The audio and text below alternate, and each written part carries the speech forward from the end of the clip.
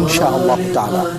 আর এ ব্যাপারে প্রশ্নের উত্তর দেবার জন্য আমাদের মাঝে যারা উপস্থিত হয়েছেন, আসুন আমি আপনাদেরকে তাদের সাথে পরিচয় করিয়ে দিই।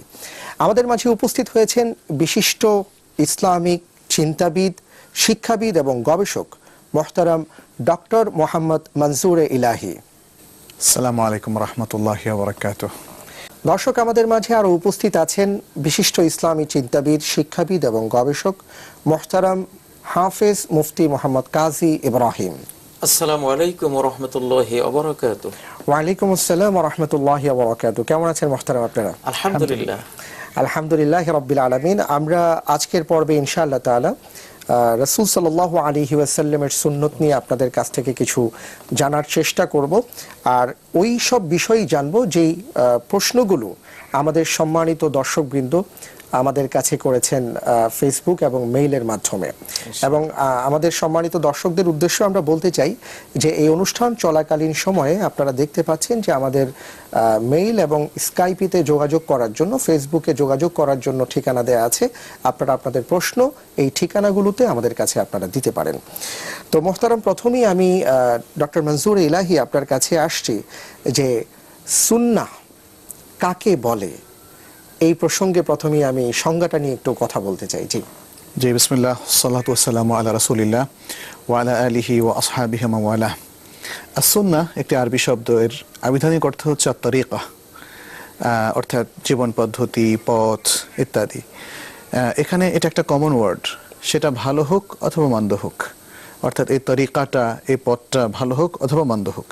কিন্তু ইসলামী শরিয়াতে সুন্নাহ বলতে সুন্নাতুন নবী সাল্লাল্লাহু আলাইহি ওয়াসাল্লামকে বোঝানো হয়, নবী সাল্লাল্লাহু আলাইহি ওয়াসাল্লামের সুন্নাহ। এবং স্কলাররা এটার ডেফিনেশন দিয়েছেন এভাবে যে মা উদিফা ইলা রাসূলিল্লাহি সাল্লাল্লাহু আলাইহি ওয়াসাল্লাম মিন কাউলিন আও ফি'লিন আও তাকরিরিন আও সিরা। চারটা জিনিস এখানে বলা হয়েছে যে রাসূল সাল্লাল্লাহু আলাইহি ওয়াসাল্লামের প্রতি যে কথা অথবা যে কর্ম অথবা কাজ অথবা যে অনুমোদন অথবা যে জীবন চরিত তার সাথে সম্বন্ধ যুক্ত করা হয়, সবটাই সুন্নাহর অন্তর্ভুক্ত। কিভাবে তিনি বলতেন বা কি ইনস্ট্রাকশন তিনি উম্মাহকে দিয়েছেন অথবা কি কাজ তিনি করে দিয়েছেন শরিয়ার কাজ হিসাবে যেটা বিবেচিত, এবং কোন বিষয়গুলোকে তিনি অনুমোদন দিয়ে গিয়েছেন, আচ্ছা, প্লাস তার জীবন চরিত্রটা কেমন ছিল, সবটাই হচ্ছে সুন্নাহর বিষয়। সুন্নাহর বিষয়।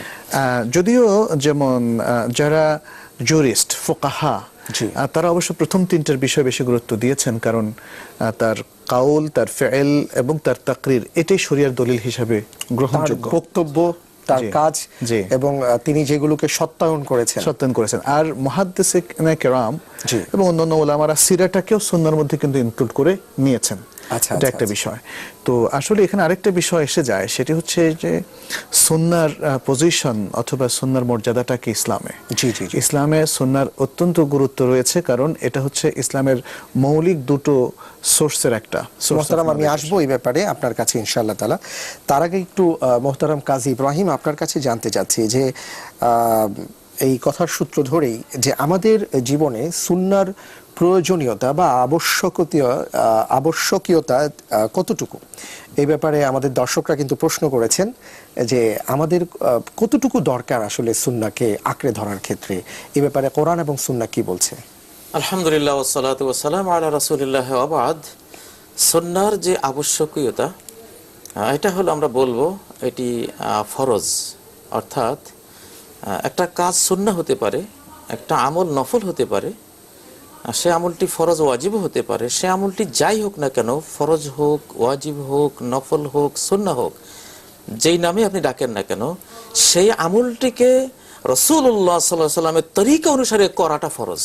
একটি নফল নামাজও, নফল ইবাদতও রাসূল সাল্লাল্লাহু আলাইহি ওয়াসাল্লামের তরিকা করা ফরজ। যেভাবে তিনি করেছেন, একটি নফল রোজা, একটি নফল উমরা, হজ, যাই বলেন না কেন, সেটা কিন্তু রাসূলুল্লাহ সাল্লাল্লাহু আলাইহি ওয়াসাল্লামের তরিকায় করা ফরজ। এজন্য একজন মুসলিম হিসেবে রাসূলুল্লাহ সাল্লাল্লাহু আলাইহি ওয়াসাল্লামের তরিকার বাইরে যাওয়ার কোনো সুযোগ নেই। সেই জন্যই কালেমে তয়্যিবার মধ্যে লা ইলাহা ইল্লাল্লাহ, তারপর মুহাম্মাদুর রাসূলুল্লাহ। ইবাদত আল্লাহ ছাড়া কারণেই, আর তরিকা মুহাম্মাদুর রাসূলুল্লাহ সাল্লাল্লাহু আলাইহি ওয়াসাল্লাম ছাড়া কারণেই। এবং সেটাই তো কোরআনে হাকিম আল্লাহ বারবার বলেছেন, মা আতাকুম রাসূলু ফাখুযু, রাসূল যা দিয়েছেন সেটাকেই গ্রহণ করো, ওয়া মা নাহাকুম আনহু ফান্তাহু, আর যা থেকে নিষেধ করেছেন সেটা থেকে বিরত থাকো। তিনি বলেছেন আমার সুন্নাহকে আঁকড়ে ধরো, আলাইকুম বিসুন্নতি, আমার সুন্নাহকে আঁকড়ে ধরো, ওয়া সুন্নাতিল খুলাফায়ে রাশিদিন আল মাহদিয়িন, হেদায়েতপ্রাপ্ত এবং রাশিদিন সুন্নাহ, সঠিক পথে যারা পরিচালিত খোলাফায়ে কেরাম, তাদের সুন্নাহকে আঁকড়ে ধরো। এবং বলেছেন ওয়া ইয়াকুম ওয়া মুহদাসাতিল উমুর, নতুন নতুন উদ্ভাবিত যেসব এবাদতের বিষয়ে যেসব নব উদ্ভাবিত পথ পন্থা তরিকা মানুষেরা আবিষ্কার করবে কিয়ামত যেটা সুন্নাহ পর্যন্ত, দ্বারা সাব্যস্ত হয়নি, যেটা সুন্নাহ দ্বারা সাব্যস্ত হয়নি, সেটা থেকে বিরত থাকো। তো মূল কথা হলো যেই কোনো ইসলামী আমল রাসূলুল্লাহ সাল্লাল্লাহু আলাইহি ওয়াসাল্লামের তরিকা সুন্নাহ অনুসারে করা অপরিহার্য, এর বিপরীত করাটা হারাম এবং অবৈধ। জি, আপনার আলোচনা থেকে একটা জিনিস একদম স্পষ্ট হয়ে গেছে, সেটা হচ্ছে সুন্নাহ মুসলমানদের কাছে একটা এভিডেন্স, একটা দলিল, এবং এটা শরীয়তের একটা দলিল। তার মানে হচ্ছে শরীয়তের যে কোনো বিষয়, যে কোনো ইনস্ট্রাকশন, যে কোনো আমল, যে কোনো ইবাদত সাব্যস্ত হবে সুন্নাহ দ্বারা। আর সুন্নাহর কাঠামোর বাইরে যাওয়ার কোনো সুযোগ নেই। এজন্য সুন্নাহর একটা অথরিটি শরীয়তে আছে। অনেকে যারা আজকাল সুন্নাহর বিষয়ে প্রশ্ন তোলেন যে এটা অথেন্টিক দলিল কিনা, তাদের জানা উচিত, যেমন কোরআনের এই দু তিনটা আয়াত এখানে বলা হয়েছে, কিন্তু এর বাইরেও তো আরো কুল আতিউল্লাহ ওয়া আতিউর রাসূল, এবং কুল ইন কুনতুম তুহিব্বুনাল্লাহ ফাত্তাবিউনি ওয়া মা ইয়ানতিকু আনিল হাওয়া ইন হুয়া ইল্লা ওয়াহয়ু ইউহা ফালা রাব্বিকা লা ইউমিনুন। আমরা এই ব্যাপারে মুহতারাম আপনাদের কাছে আরো কথা শুনবো। আমাদের একজন দর্শক অপেক্ষায় আছেন টেলিফোনে, আমরা একটু তার ফোনটি নিচ্ছি। জি, আসসালামু আলাইকুম ওয়া রাহমাতুল্লাহি ওয়া বারাকাতুহু। ওয়ালাইকুম সালাম ওয়া রাহমাতুল্লাহি ওয়া বারাকাতুহু। জি। আমি কামাল বলছি নিউজ কার্টন থেকে। জি কামাল সাহেব, মাতারামের কাছে আমার প্রশ্ন হলো, রাসূল সাল্লাল্লাহু আলাইহি সাল্লামের সুন্নাহ যদি আমাদের দৈনন্দিন জীবনে চলার পথে সাংঘর্ষিক হয়, তাহলে সেক্ষেত্রে আমাদের করণীয় কি? জি অনেক অনেক ধন্যবাদ আপনাকে আপনার গুরুত্বপূর্ণ প্রশ্নটির জন্য। আমরা এই ব্যাপারে ইনশাআল্লাহ তাআলা মুহতারামদের কাছ থেকে জানবো। মুহতারাম, আমি যে বিষয়ে আপনার কাছে জানতে চেয়েছিলাম একটু আগেই, আপনারাও কথা বলছিলেন যে সুন্নাহর যে প্রকার নিয়ে একটি বিষয় আপনাদের সামনে আসছে, সেটা হলো যে সুন্নাহ এবং যেটাকে আমরা কোরআনে কারীমের আয়াত বলে থাকি, তো সুন্নাহ কোরআনের সাথে আর এই সুন্নাহর সাথে কোনো পার্থক্য আছে কিনা এই দিক থেকে? জি, কোরআনে কারীম তো হচ্ছে কালামুল্লাহ আল মুজিজ আল মুতাআব্বাদ বিহি, অর্থাৎ আল্লাহ তাআলার সেই কালাম যেটা দ্বারা এজাজ পেশ করা হয়েছে, অক্ষমতা বান্দাদের জন্য পেশ করা হয়েছে, এবং সেটা মুজিজা, সেটা মিরাকল। এবং আল মুতাআব্বাদ বিহি, কোরআনের তেলাওয়াতটা ইটসেলফ ইবাদা। আচ্ছা আচ্ছা। সুন্নাহর জন্য ধরুন এই জাজটা এভাবে আসেনি, যদিও সুন্নাহ ওহীর একটা প্রকার, একই ওহী আল্লাহ তাআলার যে প্রত্যাদেশ, তার আরেকটা প্রকার হচ্ছে সুন্নাহ, একটা প্রকার হচ্ছে কোরআন বা কালামুল্লাহ। কিন্তু এখানে শুধু সুন্নাহ তেলাওয়াত করা, হাদিস তেলাওয়াত করা, এটা কিন্তু ইবাদত না। এক অক্ষরে 10টি নেকি কমপক্ষে, সেটা কোরআনের সাথে, সেটা কোরআনের প্রত্যেকটা অক্ষরের সাথে রিলেটেড। তো এটা একটা বিষয়। তাহলে এটা একটা পার্থক্য আমরা দেখতে পাচ্ছি, একটা হচ্ছে কালামুল্লাহ আর একটা কালামুল্লাহ নয়। অতএব আমাদের দেশে কিছু কিছু উলামায়ে কেরাম আমরা দেখছি বুখারী খতম করেন একটা কোন মুসিবতে পড়লে, কোরআন খতমের মতো, যে কোরআন খতমের মতো। তো আসলে হাদিস যেটা আপনি বললেন সুন্নাহ, এটা তো উচ্চারণ বা তেলাওয়াত করলে কোরআনের মতো অক্ষরে অক্ষরে সওয়াবের কোনো বিষয় এখানে নেই, সেই হুকুমটা এখানে নেই। এবং এভাবে মানে কোরআনের বাইরে, কোরআনের আদলে কোন বই খতম করাটাকে একটা ইবাদত হিসাবে এবং সওয়াবের কাজ হিসাবে, আল্লাহর কাছে দোয়া কবুলের আমল হিসাবে পেশ করাটা, এটা আসলে ঠিক নয়, সুন্নাহর খেলাফ। এটা সুন্নাহর খেলাফ। কারণ এরকম কোন আমল আমরা সাহাবায়ে কেরাম থেকে, রাসূল সাল্লাল্লাহু আলাইহি সাল্লাম থেকে, বা পরবর্তীতে যারা উলামা কিবার, তাদের কাছ থেকে আমরা সেটা পাইনি। আচ্ছা আচ্ছা, অনেক ধন্যবাদ।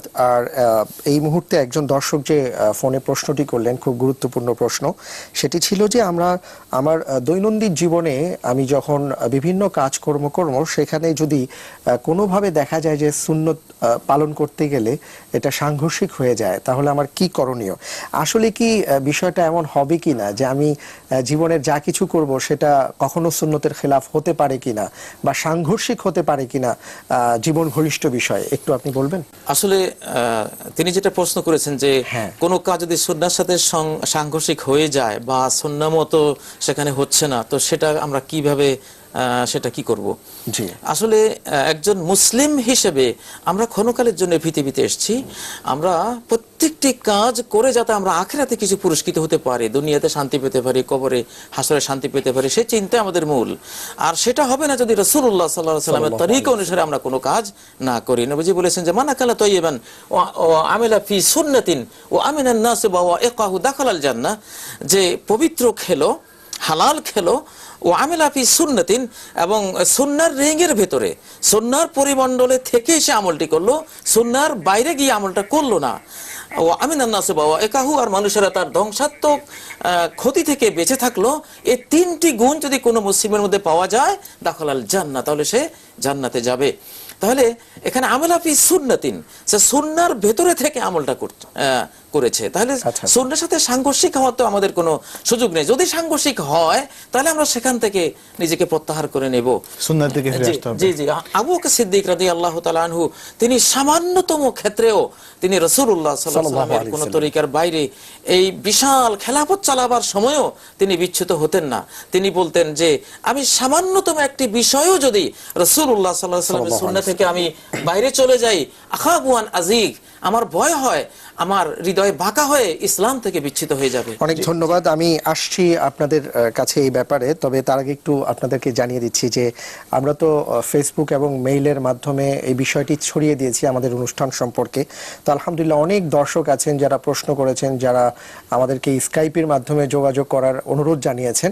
তো একজন দর্শক আছেন যিনি স্কাইপিতে অপেক্ষা করছেন, আমরা একটু তার সাথে কথা বলছি এখন। জি, আসসালামু আলাইকুম ওয়া রাহমাতুল্লাহি ওয়া বারাকাতুহু।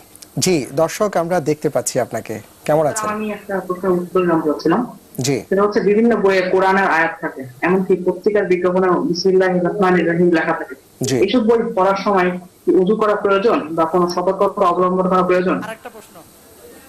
জি, অনেক অনেক আমরা ধন্যবাদ ঈদের আপনাকে। সময় অনেকেই মানে গ্রামের বাড়িতে যাই। আমার প্রশ্ন হচ্ছে, গ্রামের বাড়িতে দাদু নানুর বাসায় গেলে কি আমাদের কি কসর নামাজ আদায় করতে হবে? জি, অনেক অনেক ধন্যবাদ আপনাকে যে আপনি যোগাযোগ করেছেন, জাযাকুমুল্লাহ। মোহতারাম, আমরা এবার যে বিষয়ে কথা বলছিলাম যে আমাদের আসলে জীবনের সাথে সুন্নাহ কখনো সাংঘর্ষিক হতে পারে কিনা, আমরা একটু যদি লক্ষ্য করে থাকি যে ১৫০০ বছর আগেই রাসূল সাল্লাল্লাহু আলাইহি ওয়াসাল্লাম আমাদেরকে খাওয়ার আগে হাত ধোয়ার কথা বলেছেন, বা আমরা প্রতি ৫ ওয়াক্ত সালাতের জন্য আমরা ওযু করে থাকি। আজকে দেখুন ১৫০০ বছর পরে কিন্তু এই এখন হাত ধোয়া দিবস পালন করা হচ্ছে, বিশ্ব হাত ধোয়া হ্যাঁ, দিবস। তার মানে হলো যে আসলে সুন্নাহর বাইরে কিন্তু আমরা কোথাও নেই। তো এই প্রসঙ্গে একটু আমি আপনার কাছে আসছি। জি, আমি এখানে আরেকটু সংযোজন করতে চাচ্ছি যে সাংঘর্ষিক হলে আসলে কি হবে এ সম্পর্কে আল্লাহ তাআলা স্বয়ং নিজেই বলেছেন, ফাইন তানাযাতুম ফি শাইইন ফারুদ্দুহু ইলাল্লাহি ওয়া রাসূল। যদি তোমরা পরস্পর মতানৈক্য করো, তার মানে তোমাদের মধ্যে সংঘর্ষ দেখা দেয় কথার অথবা কর্মের, তাহলে সেটিকে আল্লাহ এবং রাসূলের দিকে ফিরিয়ে দাও। আল্লাহর দিকে ফিরে দাও মানে আল্লাহর কালামের দিকে, কোরআনের দিকে, এবং রাসূলের দিকে মানে তার জীবদ্দশায় তার কাছে গিয়ে ফয়সালা নাও, আর তার ইন্তেকালের পরে তার সুন্নাহ থেকে ফয়সালা নাও। তাহলে ফয়সালাটা হবে সুন্নাহ। এবং আরেকটি চমৎকার আয়াত যেটি সূরা নিসার 65 নম্বর আয়াতে আল্লাহ তাআলা বলেছেন, ফালা রাব্বিকা লা ইউমিনুন হাত্তা ইউহাক্কিমুকা ফীমা শাজারা বাইনাহুম থুম্মা লা ইয়াজিদু ফি আনফুসিহিম হারাজাম মিম্মা কাদাইতা ওয়া ইউসাল্লিমু তাসলিমা। এটা তো আমার মনে হয় বিষয়ের উপর একদম স্পষ্ট কথা বলেছে। তোমার রবের কসম, তারা কখনোই মুমিন হবে না যতক্ষণ না তোমাকে তারা ফয়সালাকারী হিসেবে নির্ধারণ করবে যে তাদের নিজস্ব যে বিষয়ে তারা মতভেদের মধ্যে লিপ্ত, তারপরে দ্বিধাহীন চিত্তে সেটাকে তারা মেনে নেবে এবং তাদের অন্তরের মধ্যে কোনো দ্বিধা আর তারা ফিল করবে না। জি, অনেক বোঝা গেল যে একজন মুসলিম তার জীবনের প্রত্যেকটা ক্ষেত্রে সুন্নাহর সাথে সংঘর্ষ পরিহার করে সুন্নাহর দিকে চলে আসবে। অনেক অনেক ধন্যবাদ। আমরা প্রশ্নের উত্তরটি পেয়েছি। দর্শক, আপনারা দেখছেন ইসলামী আয়োজন জীবন কথন। সময় হয়েছে বিরতিতে যাবার, একটু পরেই ফিরে আসছি, আমাদের সাথেই থাকুন। বিরতির পর আপনাদের সবাইকে আবারও সাদর আমন্ত্রণ জানাচ্ছি জীবন ঘনিষ্ঠ প্রশ্নোত্তরের এই ইসলামী আয়োজন জীবন কথনে। মোহতারাম, এবার আমি আপনার কাছে যে বিষয়টি জানতে চাচ্ছি তা হলো যে সুন্নত এবং আধুনিক বিজ্ঞান এর সাথে কোনো সংঘর্ষ আছে কিনা, বা আসলে এই ক্ষেত্রে আমরা কি দেখতে পাচ্ছি, এই প্রসঙ্গে যদি একটু বলেন, তারপর আমি মোহতারাম আপনার কাছে যাব। সুন্নত এবং আধুনিক বিজ্ঞানে সংঘর্ষ হতে পারে কিনা, যদি বিজ্ঞানটি সত্য হয় তাহলে কোন সহিহ হাদিসের সাথে সহিহ সুন্নাহর সাথে তার সংঘর্ষ হতে পারে না। আর যদি বিজ্ঞান ভুল করে তাহলে সহিহ হাদিসের সাথে তার কোনো সংঘর্ষ হতে পারে। যেমন সহিহ বুখারীতে একটা হাদিস রয়েছে যে যখন মাছি তোমাদের কারো কোনো খাদ্যে পানিয়ে বসবে তাহলে ফাগমিসুহা কুল্লাহা, ফাগমিসুহু কুল্লাহ মানে পুরো মাছিটাকেই খাদ্যের মধ্যে ডুবিয়ে দাও। ফাইন্না ফি ইহদা জানাহাইহি দাআন ওয়া ফিল উখরা শিফাআন, তার এক ডানায় হলো রোগ, রোগের ভাইরাস বা ব্যাকটেরিয়া বা যাই বলেন, আর অপর ডানায় হলো তার চিকিৎসা। অতএব পুরোটা ডুবিয়ে দিলে সে তো প্রথমে ওখানে বসেই তার যে রোগের যে উপকরণ সেটা সে সেখানে দেবে, শেফাটা দেবে না। তো তুমি তাকে ডুবিয়ে দিলে শেফাটাও পেয়ে গেলে। তো এটা কিছু লোকেরা না বুঝে অস্বীকার করেছে, কিন্তু এখন তো পরীক্ষা নিরীক্ষা প্রমাণ হয়ে গেছে যে মাছির মধ্যে আসলে এই জিনিসটা আছে। তো সুন্নতে রাসূল ও আধুনিক বিজ্ঞান বা যেমন খাদ্য খেতে বসলে প্লেটকে খুব ভালো করে পরিষ্কার করে চেটে চেটে খাওয়া, এটি সুন্নাহ রাসূলুল্লাহ সাল্লাল্লাহু আলাইহি ওয়াসাল্লামের সারা জীবনের সুন্নাহ। এখন তো বিজ্ঞানীরা দেখতে পাচ্ছে যে এই সুন্নাহটা কত মহামূল্যবান, কত প্রয়োজন আমাদের প্রাত্যহিক জীবনের জন্য। যে ভিটামিন বি কমপ্লেক্স যেটা, এটা থাকে খাদ্যের একেবারে সর্বশেষ কণিকার মধ্যে। রাসূল বলেছেন ফাইনাল বারাকাতা ফি আখিরিহি, খাদ্যের বরকতটা থাকে একেবারে শেষ অ্যাটমগুলির মধ্যে। তো সেই বরকতটা হাদিসের ভাষা, সেই বরকতকেই ডাক্তাররা বলেছেন ভিটামিন বি কমপ্লেক্স। এবং আঙ্গুলগুলো চুষে খেলে কি হয়, নবীজি এতটা গুরুত্ব দিয়েছেন যে ফাইল্লাম ইয়ালহাকহা ফালিউলিকহা আখাহু, যদি কেউ তার আঙ্গুলগুলো চুষে না খায় তাহলে ভাইয়ের মুখে দিয়ে তো সে চুষে খাক, তবু এই খাদ্য এই কণিকাগুলোকে নষ্ট করো না। এখন তো বিজ্ঞানীরা বলছে যে আমাদের যে আঙ্গুলগুলো যখন আমরা খাদ্য খাবার একটা উপক্রম করি, মনস্থ করি, এখান থেকে একটা প্লাজমা নির্গত হয়। সেই প্লাজমাটা হলো ডাইজেস্টের জন্য অত্যন্ত উপকারী। অতএব 5টা আঙ্গুল চুষলে 5টা কোকা কোলা বা যেগুলো হজমের জন্য খাই সেটার মানে কাজ হয়ে যাচ্ছে। কোকা কোলা তো হজম হয় না, যাই হোক। তো এখানে তাহলে সুন্নাহ পুরোটাই সায়েন্স, পুরোটাই বিজ্ঞান। কোথাও যদি সুন্নাহর সাথে বিজ্ঞানের সংঘর্ষ হয়, বিজ্ঞানকে ইসলাহ করতে হবে, সুন্নাহকে না। এখানে আরেকটা বিষয়, আসলে বিজ্ঞান বলতে তো শুধুই মানে কিছু ফিজিক্যাল সায়েন্স বোঝায় না। সায়েন্সের মধ্যে আসে অর্থনীতি, সায়েন্সের মধ্যে আসে সমাজ বিজ্ঞান, সোশ্যোলজি যেটাকে আমরা বলি, পারিবারিক জীবন। জি, এখানে দেখেন যে একটা সোসাইটিতে আসলে পারস্পরিক আচরণ কেমন হওয়া উচিত, সোসাইটিতে কিভাবে শান্তি আসবে, ইসলাম কিন্তু সেই ব্যবস্থাপনাও দিয়েছে। তারপরে আমাদের পারস্পরিক যে অর্থনৈতিক বা অর্থবিজ্ঞানের আলোকে আমরা যে আমাদের অর্থনৈতিক জীবন গড়ে তুলবো, সে ব্যাপারেও কিন্তু কোরআন সুন্নাহর মধ্যে, বিশেষ করে সুন্নাহর মধ্যে বিশাল ইনস্ট্রাকশন আছে। জি, অনেক অনেক ধন্যবাদ মনসুর ভাই। আপনার কাছে আমরা একটু জানতে চাচ্ছি, সেটা হলো যে স্কাইপিতে আমরা যে ভাইয়ের প্রশ্নটি পেয়েছি যে যদি কোনো বইয়ের মধ্যে বিসমিল্লাহির রহমানির রহিম লেখা থাকে তাহলে সেই বইটি পড়ার ক্ষেত্রে আমাদের ওযু করার দরকার আছে কিনা, এই প্রসঙ্গে একটি প্রশ্ন আমরা পেয়েছিলাম প্রথম। জি, এই বিষয়টা আসলে মানে আমার মনে হয় যে সমস্ত ওলামারাই একমত যে বইগুলোতে কমপ্লিট ফুল কোরআন নেই, কোরআনের কিছু আয়াত অথবা বিসমিল্লাহ আছে, অথবা সেখানে সর্বসম্মতিক্রমে ওযু করতে হবে না। এমনকি তাফসিরও যদি কেউ পড়েন তাহলে সর্বসম্মতিক্রমে সেটা ওযু না করেই ধরা যাবে, সেখান থেকে ইভেন কোরআনের আয়াত কোট করা যাবে, সেটা পুরোটা পড়া যাবে ইত্যাদি। তবে যেখানে পুরো মুসহাফ আরবিতে, যেমন এই যে মুসহাফ, এই যে কোরআনে কারীম, হ্যাঁ এই যে কোরআনে কারীম, সেই বিষয়ে ওলামাদের দুটো অভিমত আছে। এর মধ্যে একটি অভিমত যেটা অধিকাংশ ওলামাদের, তারা মনে করেন যে ওযু ছাড়া এই ফুল আরবি কোরআনটা ধরাটা জায়েজ হবে না, ওযুটাকে তারা বা তাহারত অর্জনটাকে তারা সেখানে ওয়াজিব বলেন।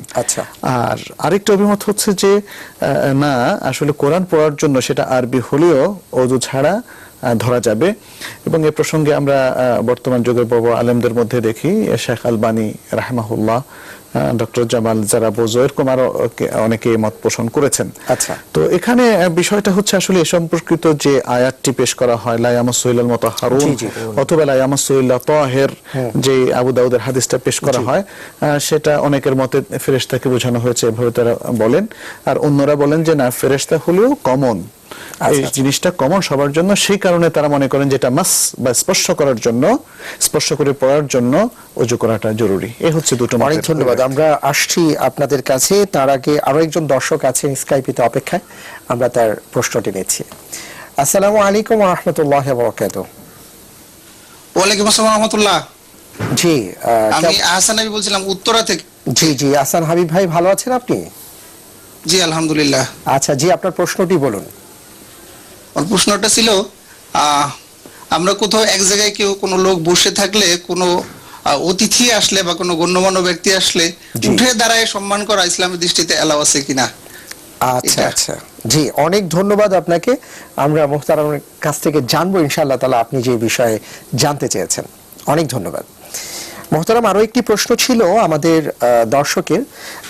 তিনি জানতে চেয়েছিলেন যে আমরা যখন দাদু নানুদের বাড়ি যাই, বেড়াতে যাই, তো সেখানে কি আমরা নামাজটাকে কসর করব কিনা, এই প্রসঙ্গে ইসলাম কি বলে? জি আসলে যেখানে গেলে আমরা মুসাফির থাকি, জি সেটা যদি একটা দূরত্ব 48 মাইল বা 80-82 কিলো যেটা হয়, জি এটা অতিক্রম করলে তখন সেখানে সফরের হুকুমে আমরা থাকি এবং সেখানে কসর করতে হয়। কিন্তু আপনজনদের বাসায় চলে গেলে, নিজের পিতার বাড়ি বা নানার বাড়ি, এগুলিতে মানুষ কি মুসাফির হয়? ইবনে আব্বাস থেকে একটি বর্ণনা এসেছে যে ফাইজা আতাইতা ইলা আহলিন আও মাশিয়াতিন ফাতিমা, যখন তুমি তোমার কোনো পরিবারের কাছে গেলে, আপনজনের কাছে গেলে, এখন আপনজন বলতে এখানে কি স্ত্রী, মা বাপ, যদি এর মধ্যে সীমাবদ্ধ আমরা করি, তাহলে নানুর বাড়ি বা খালার বাড়ি, এগুলোতে গেলে তিনি কসর করতে পারবেন।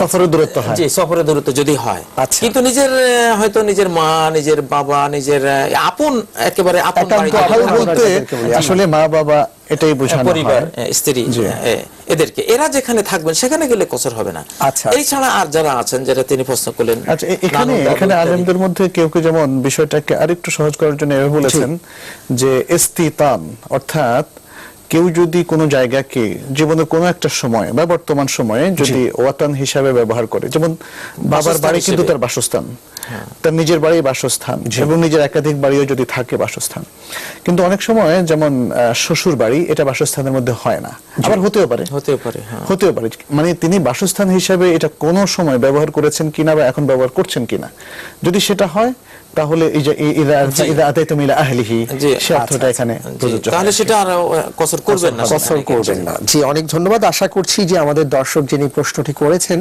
এবং আপনার মতন আরো যাদের এই প্রশ্নটি ছিল, তাদের উত্তরটা হয়ে গেছে আলহামদুলিল্লাহ।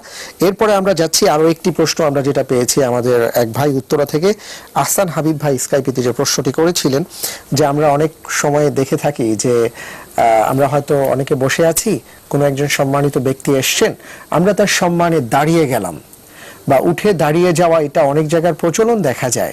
তো সুন্নাহ বা কোরআনে এই ব্যাপারে কোনো নির্দেশনা আছে কিনা, বা এই ক্ষেত্রে ইসলাম কি বলে? আমি প্রথমে আপনার কাছে আসছি। জি, রাসূল সাল্লাল্লাহু আলাইহি সাল্লাম তিনি সাহাবাদের কাছে এসেছেন এবং সাহাবারা যখন দাঁড়িয়ে আছেন তিনি নিষেধ করেছেন। আচ্ছা আচ্ছা, এটা হচ্ছে একটা ইনস্ট্রাকশন। আরেকটা হচ্ছে যদি কেউ কাউকে আগ বাড়িয়ে ইস্তেকবাল করেন, অর্থাৎ একটু হেঁটে গিয়ে একটু এগিয়ে গিয়ে, সেটা কি পরিমাণ এগিয়ে এটা কিন্তু মেনশন করা নাই, কিন্তু একটু এগিয়ে গিয়ে যদি আপনি তাকে নিয়ে আসেন তাহলে সেটা শরীয়তে জায়েজ। আচ্ছা, সেটা কাউকে অভ্যর্থনা জানানো, কাউকে ইস্তেকবাল করা, এটা জায়েজ। কিন্তু মূর্তির মতো দাঁড়িয়ে থাকা, যেমন টিচার ক্লাসে গেল, ছাত্ররা মূর্তির মতো দাঁড়িয়ে আছে, এটা নবীজি বলেছেন, মান আহাব্বা আন ইয়াতামাসসালাহু রিজালু কিয়ামান ফালিয়াতাবাওয়া মাকআদাহু মিনান নার। কেউ যদি ভালোবাসে যে লোকেরা তাকে দেখে দাঁড়িয়ে থাকুক, ঠায় দাঁড়িয়ে থাকুক, মূর্তির মতো দাঁড়িয়ে থাকুক, তাহলে সে যাতে জাহান্নামে তার ঠিকানা বানিয়ে নেয়। এত মারাত্মক জিনিস। এটা কেউ মন থেকে এই জাতীয় কোনো কিছু প্রাপ্তির আশা করাটা এটা উচিত নয়। এখানে হাদিসে মুহতারাম যেটা বলেছেন যে উঠে গিয়ে তাকে ইস্তেকবাল করে স্বাগত জানিয়ে নিয়ে আসা, এইটুকু ঠিক আছে। এখানে যে বিষয়টি জানতে চাচ্ছি যে হাদিসে যেটা উল্লেখ করা হয়েছে সেটা হলো, আপনার কথা থেকে আমরা যেটা জানলাম যে কেউ যেন এটা আশা না করে, কিন্তু বাকি যারা বসা থেকে দাঁড়িয়ে গেছেন তারা যদি এটা দাঁড়িয়ে যান তাহলে তাদের ক্ষেত্রে কোনো সমস্যা আছে কিনা, এ ব্যাপারে কোনো বর্ণনা আছে? তারা শুধু দাঁড়িয়ে থাকাটা মূর্তির মতো, এটা আমরা সুন্নাহর মধ্যে পাই না, এটা সুন্নাহ, বরং ইস্তেকবাল করে হেঁটে গিয়ে নিয়ে আসার যে বিষয়টা আছে সেটাই আমরা পাই। অতএব ওইভাবে দাঁড়িয়ে থাকাটা এটি তাদের জন্য উচিত না, আর যিনি আগন্তুক তার জন্য ওটা কামনা করা উচিত না। অনেক ধন্যবাদ। আরো একজন দর্শক আছেন টেলিফোনে, আমরা একটু তার ফোনটা নিচ্ছি। আসসালামু আলাইকুম ওয়া রাহমাতুল্লাহ। হ্যালো, জি আসসালামু আলাইকুম। ওয়া আলাইকুম আসসালাম ওয়া রাহমাতুল্লাহ। আমি ধানমন্ডি থেকে নূর ইসলাম বলতেছি। জি জি, যে আপনাদের অনুষ্ঠানটা, আজকের আলোচনার বিষয়বস্তু আমার কাছে খুব ভালো লেগেছে। আচ্ছা আচ্ছা, তো আমি আপনাদের কাছে একটু প্রশ্ন জিজ্ঞেস করতে চাচ্ছি মহাতারামের কাছে। জি জি জি। প্রশ্নটা হচ্ছে দ্বিধাত কত প্রকার? আচ্ছা আরেকটা আচ্ছা। প্রশ্ন আমার আছে, জি। কোনটি দ্বিধাত আর কোনটি সহিহ সুন্নাহ, তা আচ্ছা, আচ্ছা। কিভাবে চিনবো বা কিভাবে বুঝবো? অনেক অনেক ধন্যবাদ। বিদাত কত প্রকার এবং কোনটি বিদাত কোনটি সুন্নাহ, অনেক ধন্যবাদ। খুব চমৎকার প্রশ্ন আপনি করেছেন এবং দর্শকদেরকে আগেই আমরা জানিয়ে রাখছি যে আমরা এই প্রসঙ্গে আরো একটি পর্ব করব ইনশাআল্লাহ তাআলা আগামী সপ্তাহে, আপনারা দেখতে পাবেন। সেটা বিদাত সম্পর্কে হবে, কারণ সুন্নতের কথা যখন আসে তার বিপরীতে বিদআতটা চলে আসে এবং বিদআত সম্পর্কে আমাদের বিপরীতকে বোঝা যায়। হ্যাঁ, তো ওই ব্যাপারে আমাদের জানা দরকার আছে। আমরা ইনশাআল্লাহ এই ব্যাপারে কথা শুনবো আপনাদের। তো আমরা যে বিষয়টি আপনাদের কাছ থেকে পেলাম যে উঠে দাঁড়িয়ে আমরা যেন এই কাজটি না করি, কারণ সুন্নাতে এই প্রসঙ্গে আসেনি, বরং এ ব্যাপারে নিষেধাজ্ঞা এসছে। মোহতারাম, এবার আপনার কাছে আমি যে বিষয়ে জানতে চাচ্ছি যে আমাদের একজন দর্শক যিনি ফেসবুকে নাইম ইসলাম, তিনি প্রশ্ন করেছিলেন যে পেপার অথবা ম্যাগাজিনে আরবি লেখা অজু ছাড়া ধরা যাবে কিনা, যার উত্তর আমরা পেয়ে গেছি। আরো একজন দর্শক আমাদের কাছে ফেসবুকে প্রশ্ন করেছিলেন, সেটা হলো দাড়ি রাখা সুন্নত নাকি ওয়াজিব। জি, আমি প্রথমে আপনার কাছে আসি। দাড়ি রাখা সুন্নত না ওয়াজিব? আসলে দাড়ি রাখা ওয়াজিব। ওয়াজিব বলতে ফরজ, আমলের ক্ষেত্রে এটা করা ফরজ, এটা ওয়াজিব। কারণ রাসূলুল্লাহ সাল্লাল্লাহু আলাইহি ওয়াসাল্লাম বলেছেন আউফুল লিহা ওয়াফিরুল লিহা, দাড়িকে পরিপূর্ণ করো, দাড়িকে মানে খাটো করো না। বা তিনি বলেছেন যে লান আল্লাহুল মুতাশাব্বিহিনা মিনার রিজালি বিন নিসা, সহিহ বুখারীর যে হাদিসটি, যে যারা নারীদের সাজুজ্য সৃষ্টি করে পুরুষ হয়ে নারীর মতো মুখ, নারীর মতো বেশভূষা ইত্যাদি ইত্যাদি যারা করে, তাদের উপর আল্লাহ লানত। তো সেখানে দাড়িও কিন্তু এসে যায়। নারী মুখে দাড়ি নেই। এখন পুরুষরা যদি তাদের মুখগুলোকে নারীর মতো করে ফেলে, কেউ কিছু মনে করবেন না, এটা শরিয়া, হক কথা তো বলতে হবে। বললে সে হয়তো আস্তে আস্তে একটা অনুভূতি জাগবে, আজকে আমল করতে হবে, এটা তো কোনো জরুরি না যে আজকে আমল করতে হবে, যদিও আমল করাটা উচিত। আমরা বলে রাখি, আল্লাহ যদি তৌফিক দিয়ে দেন। এখানে একটা বিষয়, যেমন শরিয়ার এই নির্দেশ যদি বললে কেউ মাইন্ড করে, সেটা তো তার ব্যাপার, মাইন্ড করার তো বিষয় না। শরিয়ার নির্দেশটা জানতে হবে সবাইকে, অবশ্যই জানতে হবে। সেই জন্যই তাহলে পুরুষ হয়ে যদি নারীর মতো সে নিজেকে তৈরি করে, বেশভূষায়, তার চেহারা ইত্যাদিতে, তার উপর লানত। ঠিক তেমনি ভাবে ওয়াল মুতাশাব্বিহাতি মিনান নিসাই বির-রিজাল, নারীরা আবার যারা পুরুষের মতো বেশভূষা, চাল চলন, কথাবার্তা ইত্যাদি ইত্যাদি, যে মানে জেন্ডার যে তফাৎটা, যে নারী পুরুষের যে পার্থক্যটাকে ফরজ পার্থক্য আল্লাহ তাআলা সৃষ্টি করে রেখেছেন, এই পার্থক্য নষ্ট করাটা এটা হারাম, এটা শয়তানের কাজ। অতএব সেজন্য পুরুষ অবশ্যই তার মুখে দাড়ি রাখবে। আজকাল অবশ্য আমরা দেখতে পাচ্ছি যুবকরা মুখটা কালো করে রাখছে, ছোট করে রাখলেও দেখা যাচ্ছে যে তার মুখটা কালো, মানে কালো কালো ছোট হলেও দেখা যায়। এটা কিন্তু ভালো লক্ষণ। শুরু হোক না, আস্তে আস্তে ইনশাআল্লাহ।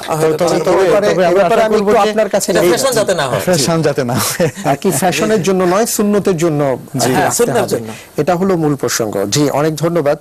আর আরেকটি বিষয় এই দাড়ি প্রসঙ্গে আপনাদের কাছে জানতে চাইবো যে দাড়ি রাখাটা ওয়াজিব, কতটুকু রাখতে হবে বা কতটুকু রাখা সুন্নাহ, এই প্রসঙ্গে কোনো বর্ণনা আছে কি?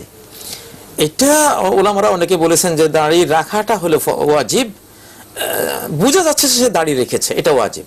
আর লম্বা করা অনেকে বলে এটা সুন্নাহ, তাই না? এমন একটা ভাগ করেছেন, কিন্তু আসলে রাসূল সাল্লাল্লাহু আলাইহি ওয়াসাল্লাম ছেড়ে দিতে বলেছেন। হ্যাঁ, ছেড়ে দিতে বলেছেন। এটা হলো একেবারে মানে পরিপূর্ণ আমল, যে দাড়ি ছেড়ে দিলাম।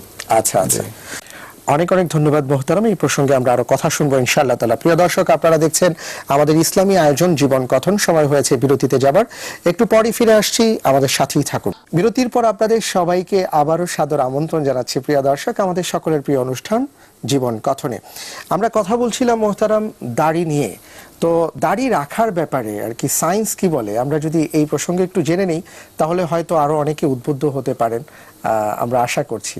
দাড়ির দিক থেকে তো আমরা জানি সায়েন্সের দিক থেকে যে সবসময় যদি এই মুখের চামড়ার উপরে খুর চালানো হয়, এটাকে কাটা হয়, তাহলে স্কিন ক্ষতিগ্রস্ত হয় মারাত্মকভাবে। আচ্ছা। এবং যে থাইরয়েড গ্রন্থি যেটা বা গলার মধ্যে যে ইনফেকশন গুলো হয়, দাড়ি থাকলে কিন্তু সেগুলো খুব কম হয়। এটা একটা কিন্তু সেফটি। আবার ফুসফুসের ইনফেকশন থেকেও দাড়ি মানুষকে রক্ষা করে। আর আমার অভিজ্ঞতা আমি দেখেছি, যারা দাড়ি কাটেন, দেখা যায় 35 বছর পর্যন্ত দাড়ি কাটলেন, 37-38 বছর পর্যন্ত দাড়ি কাটছেন, এরপরে হয়তো উনি হেদায়েত হয়ে গেছেন, এখন দাড়ি রাখবেন, সবগুলো দাড়ি সাদা হয়ে উঠছে। তো আমি যে দেখতে পাচ্ছি উনি বৃদ্ধ হয়ে গেলেন। দাড়ি কাটলে যে মানুষের, পুরুষের এটা যৌবনের একটা হেফাজতকারী জিনিস। পুরুষ দাড়ি কাটলে অল্প বয়সে কিন্তু তার যৌবনটা হারিয়ে যায়। দাড়ি যখন সাদা হয়ে যায়, আমার এক কলিগ তিনি 38 বছর বয়স যখন, তখন তিনি দাড়ি রাখবেন মনস্থ করলেন, কিন্তু দাড়ি রাখতে গিয়ে দেখলেন সবগুলো দাড়ি সাদা হয়ে উঠছে। তাহলে এটা তো বিরাট একটা সমস্যা। তার মানে দাড়ি সাদা হয় কার? যার যৌবন ক্ষয়ে যায়। এটা তো একটা অভিজ্ঞতা। আমরা বলতে পারি যে দাড়ি যদি কাটে কেউ, তাহলে তার ব্যক্তিগত ক্ষতি হয়, তার যৌবনের ক্ষতি হয়। পুরুষদের উচিত যথাসাধ্য এই সুন্নাহগুলোর উপরে আমল আসলে করা। ওই আমাদের একটি কথাই চলে আসতে হচ্ছে, আমরা শুরুতেই যে কথাটি আপনাদের কাছ থেকে শুনেছি, আল্লাহ সুবহানাহু ওয়া তাআলা কোরআনে কারীমের আয়াতে বলেছেন, ফাইন তানাযাতুম ফি শাইইন ফারুদ্দু ইলাল্লাহি ওয়ার রাসূল। যে কোনো বিষয় আমাদের কাছে, আমাদের আসলে কোরআন এবং সুন্নাহর কাছে ফিরে আসতে আর হবে। ইসলামের বাইরে কোনো কল্যাণ তো থাকতেই পারে না। আল্লাহ যেটা বলেছেন সেখানেই ফুর্তি, সেখানেই আনন্দ, সেখানেই কল্যাণ। জি, অনেক ধন্যবাদ। আমরা এইবার এই প্রসঙ্গে একটি প্রশ্ন আমরা পেয়েছি, খুব চমৎকার। আমাদের একজন দর্শক তিনি প্রশ্নটি করেছেন যে আদর্শ সমাজ গঠনে সুন্নতের ভূমিকা কি? একটি সমাজ গঠনের ক্ষেত্রে সুন্নাহ কতটুকু দরকার? আমি প্রথমে আপনার কাছে আসছি। জি, এই প্রসঙ্গে আসলে কতটুকু প্রয়োজন, যদি বাস্তব একটা উদাহরণ আমরা চাই, তাহলে আমরা রাসূল সাল্লাল্লাহু আলাইহি ওয়াসাল্লাম উদাহরণটা নিয়ে আসতে পারি।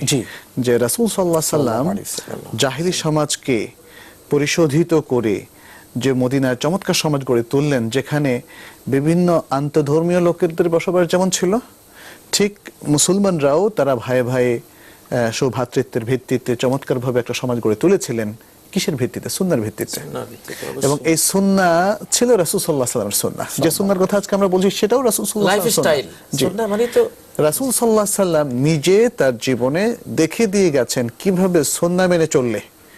সুন্নাহ মানে হচ্ছে ওহী, আল্লাহ তাআলার ওহী, তার জীবন পদ্ধতি অনুসরণ করলে কিভাবে একটা সমাজ পাশবৃত্তি থেকে একটা চমৎকার মনুষ্যত্বের মধ্যে চলে আসতে পারে। একটা মানুষের সমাজ কিভাবে হতে পারে, কিভাবে গোলযোগ, হানাহানি, কাটাকাটি, মারামারি থেকে একটা সমাজ মুক্ত হতে পারে, কিভাবে কিছুকাল আগে এক দল আরেক দলের কে হত্যা করার জন্য কিভাবে আগ্রহী ছিল, কিন্তু মদিনার সমাজকে আমরা দেখেছি যে হত্যা করে তো দূরের কথা, নিজের সম্পত্তি ভাগ করে দিচ্ছেন, নিজের জীবন দিয়ে আরেকজনের জীবন রক্ষার জন্য, এবং পারিবারিক বন্ধনের জন্য তারা নিজের স্ত্রীকে, একজন স্ত্রীকে তালাক দিয়ে মুহাজিরদের জন্য তারা ব্যবস্থা করে দিচ্ছেন। এই যে আনসার মুহাজিরদের যে সৌভ্রাতৃত্ব বন্ধন রাসূল সাল্লাল্লাহু আলাইহি ওয়াসাল্লাম রচনা করলেন, কিসের ভিত্তিতে? সুন্নাহর ভিত্তিতে। তা আজকেও সেই সুন্নাহই ঠিক তরতাজা ওইভাবে আছে যেভাবে রাসূল সাল্লাল্লাহু আলাইহি ওয়াসাল্লামের কাছে ছিল, সাহাবাদের কাছে ছিল। সুন্নাহকে যদি আজকে আমরা এভাবে মেনে চলি, তাহলে আজকেও আমাদের সমাজ কিন্তু সমৃদ্ধ হবে। আসলে আপনি যেটা বলছেন, সুন্নাহ বলতে তো আমরা বেশিরভাগ বুঝি লাউ খাওয়া সুন্নাহ, মিষ্টি খাওয়া সুন্নাহ। জি জি, সমস্যা তো সেখানেই। সুন্নাহ যে একটা জীবন পদ্ধতি, কমপ্লিট একটা জীবন ব্যবস্থা, যেটা তা ব্যক্তি, পরিবার, সমাজ, রাষ্ট্র, বৈশ্বিক পরিবেশে আনতে হবে। এই বিশাল যে কনসেপ্ট, এটা কিন্তু হারিয়ে গেছে, এটা উদ্ধার করতে হবে। জি জি, তাহলে সুন্নাহ বলতে কিন্তু আমরা শুরুতে যে কথা বলেছিলাম, রাসূল সাল্লাল্লাহু আলাইহি ওয়াসাল্লামের পুরো ইনস্ট্রাকশন, তার পুরো কর্মপদ্ধতি, তার পুরো অনুমোদন, এই সবটার মধ্যেই কিন্তু সুন্নাহকে আমাদের খুঁজে নিতে হবে। আমি যদি শুধু লাউ খাওয়ার সুন্নত বা মিষ্টি খাওয়ার সুন্নত হিসেবে সুন্নতকে সীমাবদ্ধ করে ফেলি, তাহলে সেই সুন্নাহ দিয়ে কিন্তু সমাজে শান্তি আসবে না। মুহতারাম, এই ক্ষেত্রে আমি তাহলে একটু আপনাদের কাছে জানতে চাইবো যে সুন্নতের তাহলে বেশ কিছু আমরা প্রকারভেদ দেখতে পাচ্ছি, যে কিছু কিছু সুন্নাহ আছে যেই সুন্নাহ পালন করা আমাদের জন্য আবশ্যক কর্তব্য, কিছু কিছু সুন্নাহ আছে সেটা আমি চেষ্টা করব পালন করার, এমন কিছু বিষয় আছে কিনা আমি প্রথমে আপনার কাছে জানতে চাই। সুন্নাহ সবই পালনীয়, তবে গুরুত্বের দিক থেকে কোনোটা খুব বেশি আছে, কোনোটা হয়তো তার চেয়ে একটু কম আছে, কিন্তু সবগুলি সুন্নাহ, সবগুলি গুরুত্বপূর্ণ। মুহতারাম মঞ্জুর ভাই যেটা বলেছেন যে আসলে সুন্নাহ মানেই তো হলো জীবন পদ্ধতি, পরিবার, স্ত্রীদের সাথে সদ্ব্যবহার করা। রাসূলুল্লাহ সুন্নাহ কানা আরহামান নাস বিআয়ালি, নবী সাল্লাল্লাহু আলাইহি ওয়াসাল্লাম তার পরিবার পরিজন, ছেলে মেয়েদের প্রতি এত বড় রহম দিল, এত বেশি করুণা এবং দয়াদ্র ছিলেন যে পৃথিবীর ইতিহাসে এটা পাওয়া যাবে না। ঠিক সেটা সমাজের ক্ষেত্রে দেখেন, সমাজের ক্ষেত্রেও নবী সাল্লাল্লাহু আলাইহি ওয়াসাল্লাম তিনি কতটা দয়াদ্র ছিলেন। ইন্নাকা লা তাসিলুর রাহিমা, তার স্ত্রী, সহজে একজন স্ত্রী কিন্তু স্বামীকে প্রশংসা করে না, সহজে না। যে স্বামীর পক্ষে তার স্ত্রী একটা মানে বক্তব্য রাখে, বুঝতে হবে স্বামীটা অত্যন্ত মহৎ। যে ইন্নাকা লা তাসিলুর রাহিমা, আপনার ব্লাড কানেক্টেড কারা কারা আছে আপনার সমাজে, প্রত্যেকের সাথে আপনার একটা সহযোগিতার যোগাযোগ আছে। কত বড় সুন্নাহ, লাইফ স্টাইল। তারপরে ইন্নাকা লা তাসিলুর রাহিমা ওয়া তাহমিলুল কাল্লা, সমাজে কারা আছে পঙ্গু, কারা আছে অন্ধ, কারা আছে দুস্থ। চলতে পারে না, দুস্থ, এদের সবার লিস্ট আপনার কাছে, এদের সবাইকে আপনি বহন করে চলেছেন। কত বড় সুন্নাহ। ওয়াতাকসিবুল মাদুম, কার চাকরি নাই, কে রুজি করতে পারে না, ব্যবসা বাণিজ্য নাই, আপনি নিজে ব্যবসা করে, চাকরি করে, রুজি করে তার ঘরে আপনি পৌঁছে দিয়ে আসেন। সুবহানাল্লাহ। অতাকরিদ দাইব, মেহমান আসলে আপনি তার মেহমান নওয়াজ। মূল কথা হলো অতইনু আলা নওয়াইবিল হককে, সত্য পথে আগত বাস্তব যত বিপদ আপদ মানুষের হয়, প্রত্যেকটা বিপদ আপদে আপনি মানুষের পাশে গিয়ে দাঁড়ান। এই যে সুন্নাহগুলি, তো একটা সমাজের ইট, যে ইটগুলো দিয়ে সমাজ নামক প্রাসাদটা নির্মাণ হবে, এই প্রত্যেক এক একটা সুন্নাহ হলো সেই প্রাসাদের এক একটা ইট। এখানে একটু আমি অ্যাড করতে চাচ্ছিলাম, সেটা হচ্ছে যে আসলে দুটো বিষয়। এক, সুন্নাহ কোনগুলো মানতে হবে, কোনগুলো মানাটা অপশনাল, এখানে দুটো বিষয়। সুন্নাহ যেটা মুহাদ্দিসিন বলেছেন অথবা যেটা ফুকাহারা জুরিস্টরা বলেছেন, এই সুন্নাহটা আসলে আমাদের কাছে একটা সোর্স অফ নলেজ, ফরজ। কিন্তু আবার ফুকাহারা কিছু মানে হুকুমের রুলিংস এর ক্ষেত্রে তারা মতভেদ করেছেন, যেমন এটার বিধানটা কি, মানে ফরজ ওয়াজিব, কোনটাকে ফরজ ওয়াজিব সুন্নাত মুস্তাহাব যেটা বলেছেন, সেই সুন্নাহটা কিন্তু আমরা এই কমন সুন্নাহটা এক করে ফেলাটা ঠিক হবে না। হ্যাঁ, মানে ফিকর সুন্নাহ যেটা, জি ফিকর সুন্নাহ। ফিকর বলছে যে যেমন ধরেন আপনার ডান হাতে খাওয়াটা সুন্নাহ, তো এই সুন্নাহটা যদি কেউ কখনো ক্ষুণ্ণ করে সে কি কবিরা গুনাহগার হবে কিনা ইত্যাদি এই বিষয়গুলো। তাহলে সুন্নাহ একটা হচ্ছে লাইফস্টাইল, একটা হচ্ছে মূল সুন্নাহ, কম্প্রিহেন্সিভ যে সুন্নাহ, কোরআন এবং সুন্নাহ যেভাবে আমরা বলছি সেটা মানাটা ফরজ, আমরা সামগ্রিকভাবে বলছি সুন্নাহর কথা। আর যখন বলা হয় এই আমলটাকে সুন্নাত নাকি ফরজ, মানে ফরজ ওয়াজিবের মোকাবেলায় যে সুন্নাহ বলা হয় সেটা হচ্ছে অপশনাল। সেটা হলো যেটা করলে সওয়াব আছে, না করলে গুনাহ নেই। আর ফরজ করলে সওয়াব আছে, না করলে গুনাহ আছে। জি, যেমন ধরেন ফরজ নামাজের আগে পরে যে সুন্নাত গুলো, এখানে কিছু আছে রাওয়াতিব, যদিও স্ট্রংলি রেকমেন্ডেড, বাট এগুলো যদি কেউ তরক করেন, কোনো কারণে তরক করেন, তাহলে তার কোনো গুনাহ হবে না। হয়তো সওয়াব থেকে বঞ্চিত হবে, অনেক বড় প্রাপ্তি থেকে বঞ্চিত হবে, কিন্তু গুনাহ হবে না। এগুলো হচ্ছে অপশনাল। অনেক ধন্যবাদ। আমরা অনুষ্ঠানের অনেকটা শেষ পর্যায়ে চলে এসেছি। আমরা শেষ করার আগে আমাদের একজন দর্শক যিনি খুব চমৎকার প্রশ্ন করেছিলেন, বিদআত নিয়ে তিনি প্রশ্নটি করেছিলেন, তো এই প্রসঙ্গে আমরা একটু জানতে চাইবো, কারণ সুন্নতের বিপরীতেই বিদআতের কথাটা শোনা যায়। তো আমি প্রথমে আপনার কাছে মোহতারাম আসছি যে বিদআত কাকে বলে যদি একটু সংক্ষিপ্তভাবে আপনি বলেন, কারণ পরবর্তীতে আগামী সপ্তাহে ইনশাআল্লাহ তাআলা আমরা দর্শকদের সামনে উপস্থিত হব এই বিদআত কাকে বলে এই প্রসঙ্গে আরো বিস্তারিত বিষয় নিয়ে। তো একটু সংক্ষিপ্তভাবে জানতে চাচ্ছি যে বিদআত কাকে বলে। বিদআতের অনেকগুলো সংজ্ঞা আছে, তার মধ্যে একটা যেমন জিয়াদাতুন ফিদ দ্বীনে আও নাকসুম মিনহু, দ্বীনের মধ্যে যেটা আছে সেখান থেকে একটু বাড়িয়ে দেয় অথবা একটু কমিয়ে দেয়। আচ্ছা আচ্ছা, যেমন 3 রাকাত, সেখানে আমি 4 রাকাত করে দিলাম অথবা 2 রাকাত করে দিলাম, একটু বাড়িয়ে দিলাম বা একটু কমিয়ে দিলাম। বিদআতের অনেকগুলো সংজ্ঞার মধ্যে এটাও একটা সংজ্ঞা। তবে রাসূলুল্লাহ সাল্লাল্লাহু আলাইহি ওয়াসাল্লাম যেটা বলেছেন, মান আহদাসা ফি আমরিনা হাযা মা লাইসা মিনহু ফাহুয়া রাদ্দুন, এটা হাদিসের সংজ্ঞা। আমার এই দ্বীনের মধ্যে যেটা নেই, এটা যে আবিষ্কার করলো প্রত্যাখ্যাত হবে সেটা, এটা একটা বিদআত।